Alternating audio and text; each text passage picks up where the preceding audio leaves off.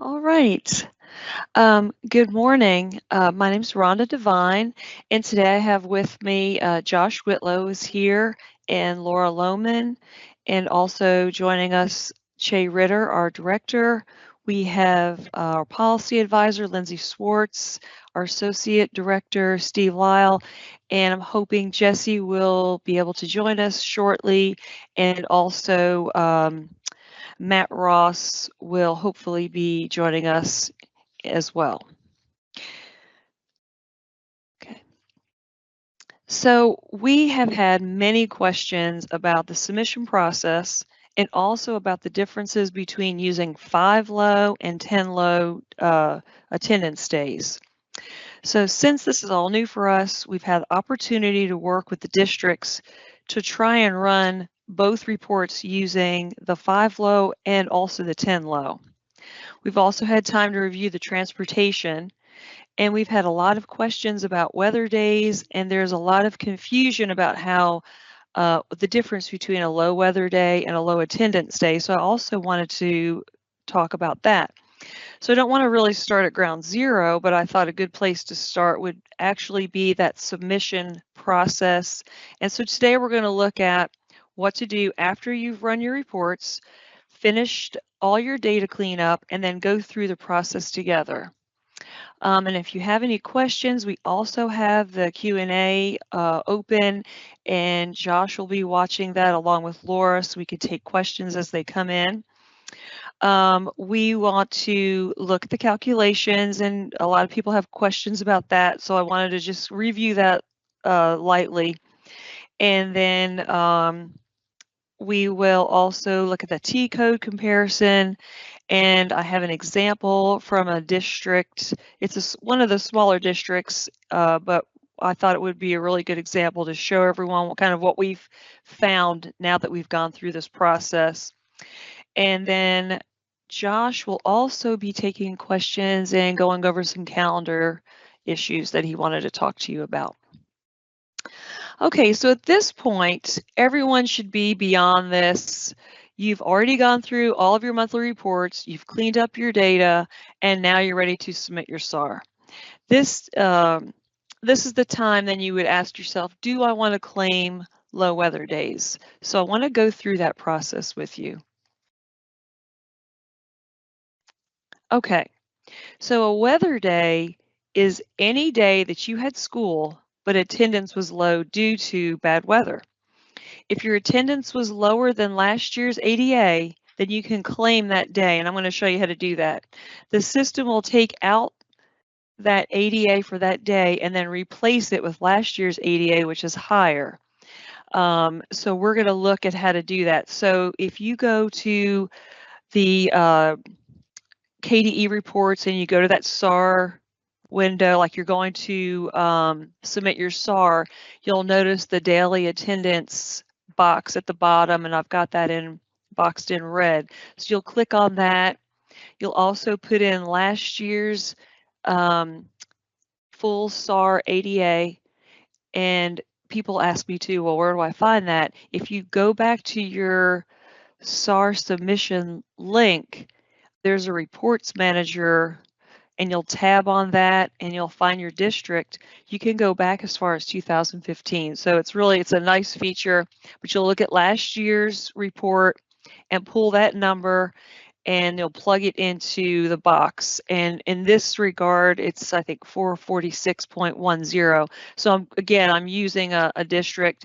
I've loaded their 5. You just click on that button. It loads the attendance days. We've chosen to load the 5. And so now we're going to run that report. Okay, Josh. So this is the daily attendance report. In this case, I'm using a district, they've already done it. So that's why the little W's are there right now. So when you run it the first time, you won't see the small W's, but you will see the 5 low or the 5 or the low 10. You can see at the top, I've got that in kind of boxed in yellow. There's a little tiny L. That's showing you those low weather, just the low attendance days.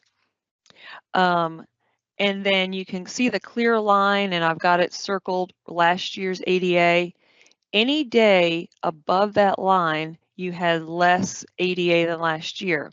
If any of those days are due to bad weather, you can choose up to 10. You don't have to choose any if you don't want to, or you could choose 1 or 2. This particular district chose to use all 10. And remember just to keep a little clipping in a file on those days just to show that there really was bad weather. And then the system will take last year's ADA and substitute that for those days. So, and you'll notice the type L. So the weather day is a type L. And I think that's what's confusing people. So you'll see that large L over under type. And we're going to look at why it does that on the next screen, if you want to choose that. So here you'll go back to your calendar. You'll find the day. So I'm using that January 24th was a low weather day. And you'll notice the type, it's an L, low attendance weather. And so that's where that weird L comes from that I think is making people confused. And then when you run that daily attendance report again, you'll see the little W's next to any low weather days that you've chosen. So the low attendance days you don't choose, the system does it, and it'll load those for you automatically. Now, when you go to submit your SAAR, you're going to see all of those weather days that the district chose. They're right there listed. There's your low attendance days. And then also just to note, they also had non-traditional days, and you'll see those listed as well. Okay. And I just put this up so people can see it. This is the actual SAAR calculation. And so there's a lot of things going on. There's the raw aggregate day present coming in. And then there's all of these adjustments where they're taking weather and NTI and then they're putting back in suspension and expulsions and virtual. So there's this whole process that goes on in the calculation. And then notice that everything is divided into your instructional days, and then it's minus the 5 or minus the 10, depending on what you've chosen. So that's where I think we've got the differences really coming in, and we're going to look at that. Okay, Josh. So this district, the first thing we did was we ran the low 10, and they saved it, made a copy of the PDF, and there is their full AADA. It's 436.51 when you add columns E1 and E2 together. So then they called me, I denied their submission, and then we ran it again with the 5 low.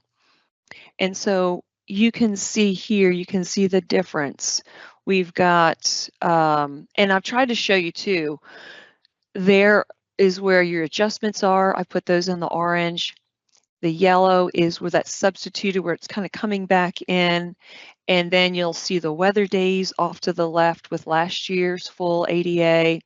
So the legend that you see at the bottom of your summary report is very important. It explains with what all of these calculations are and where these numbers come from.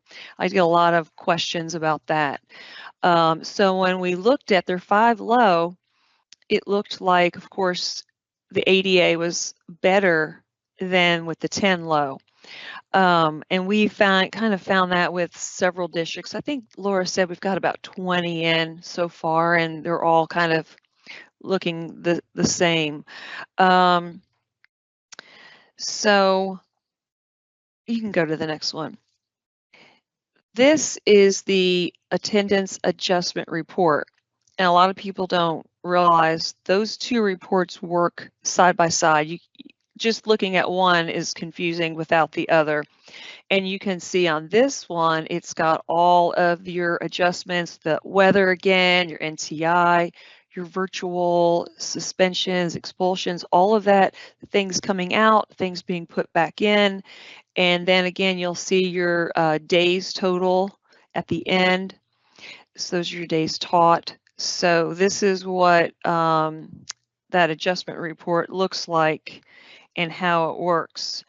Trying to see if I had any other notes. Okay, we can go to the next slide. Now, the T-code attendance comparison report, we also compared both the 10 low and the 5 low, and they stayed the same because we're paying on the number of days transported. So we wanted to also show you that. And if you run both, if you do want to try the 10 and then try the 5, make sure you look at this as well, save it, print it off, compare the two before you ask to have the other one ran, just to make sure. Laura has asked that if you do want to compare, to run the 10 low report first, and then if you want that denied, and then you can go back in and rerun the 5, because what we're finding right now is the 5 looks better, and it's easier on her than to have to go back and deny it, and then it would be easier to start with the 10 low if you want to do a comparison. Okay.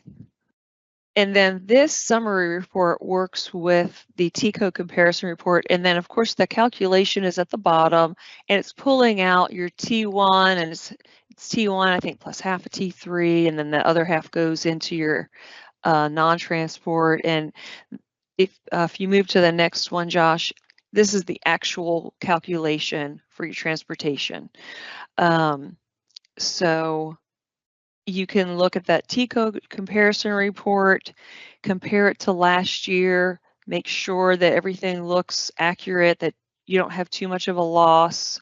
If you don't mind going back to that one, Josh, I'm sorry. Go one more. I like this report because you can look at your current and then look at your previous, and if you see some big differences, you've got a percentage difference, it's in red, then you can look and think, well, did we miss something? Is there something wrong with a grade? Try and look at that to just help you from year to year, make sure everything is accurate. Okay.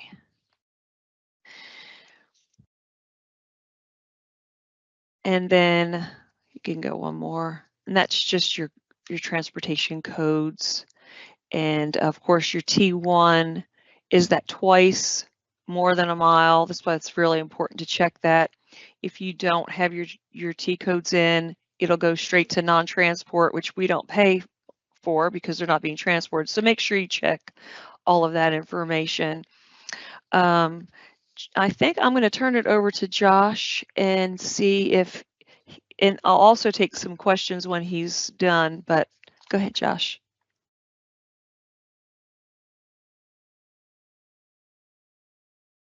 All right, good morning, everyone. Just a quick reminder on amended calendars. Just please make sure that you are getting those submitted to us here at KDE, as well as your original calendars. I did highlight that one section there on your amended calendar. We did have some confusion there. We just need to make sure that you're submitting after the last day of the calendar. A lot of times that in the previous years, it's been after your closing day, but now we have a lot of teacher equivalency days due to House Bill 241. So we just want to make sure that we are clear on that you will get an error if you have not, if you're trying to submit before the last day of your calendar. So just want to make sure that we bring that to your attention there if you're trying to submit your calendars and you're getting that error. But again, just to make sure that you are getting those submitted to us here at KDE as soon as possible, just so that we can go ahead and start on your SAAR as well. Because again, we cannot approve your SAAR until the amended calendar has been approved through us here at KDE. On the original calendars, we're looking pretty good. I think we're still out maybe 50 districts. So if you haven't submitted those, please get those submitted to us here to KDE as soon as possible. And I think our next slide, yeah, it's just a reminder for these districts that are listed on the screen. Those districts are only allowed to submit the low 5 attendance days. The low 10 you do not qualify just because you use the extra days that were in House Bill 241, or that you used a waiver for House Bill 241 as well.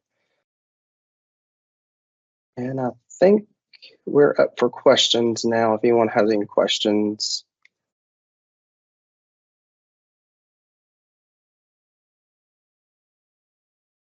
Laura, do we have any questions? I'm not seeing any questions in the chat. Wow. All right. So the greatest thing for me is I'm going on vacation. So Laura and Josh will be well, actually, this is Laura's the one, our main contact. She's the person doing SAAR, but we're here to assist her because it's going to be a pretty big lift. The more districts that would like it, their submissions ran and then denied and come back. And so what we're trying to do is if we get a lot of districts at once, we're just each taking a few and working with them. So it kind of helps with that. And then Laura will be going on vacation towards the end of the month. So we're going to cover each other for the month, and hopefully we should be fine. If you have any questions, just reach out to us. And again, remember, you can communicate through the SAAR application link. And of course, you can also email and call us. But I do believe Laura likes to communicate through the SAAR application. It's less confusing. And then you can also, of course, send an email as well. And we'll try to get back with you within a 24-hour time period. We have a question, Rhonda. Okay. It just says, is the choice between the 5 and 10 days dropping the SAAR going to be reoccurring every year, or is it just this year? This is due to House Bill 241, and we don't anticipate or that this will happen again. But again, they put this in place because of all of the storms and things that different districts have gone through across the state to try to help with that. So hopefully it'll go back to its normal submission process for the next school year. So that's what we're hoping for. Okay, we have another one. It says, can we submit our amended calendar with low attendance weather days polling errors on the SAAR? Yes, you can still submit that. Reach out to me if you're getting an error on your SAR. I'm not sure why there's an error showing up. If you are using that SAR validation button that is in the SAR program under Infinite Campus, that has not been updated for a while. So I think that's where you're seeing that error populate from. We do the validation in the SAR application itself. So make sure that you're putting it through there and not the SAR validation under Infinite Campus. Somebody said, have we seen a SAAR where the 10 days has helped? And I can answer that. As of right now, I have not had any districts that the 10 days was better than the 5, but I will say at the moment, only smaller districts have submitted. I haven't had any of the larger districts submit. Yeah, I also want to remind people that Laura has a fantastic SAR submission guide. If you go to the KDE website and you just, on the little search engine, just put SAR, our page will pop up and all of any trainings, presentations, PowerPoints, her guidance documents, the SAR submission link, it's all right there. So I think if you have problems with weather days or trying to remember what to do, a lot of that information is really step by step, and she even has all of the different monthly reports and things to clean up. And again, if you have any enrollment overlaps, that has to be cleaned up.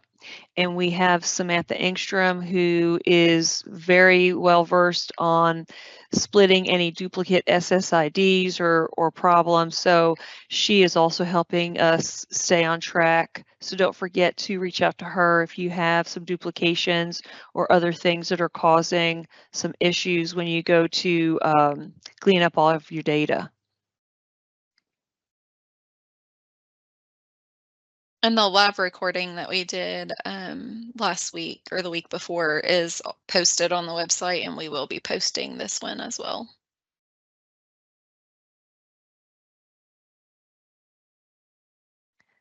Okay, are there any other questions? It's kind of quiet out there. I thought we'd have a larger audience, but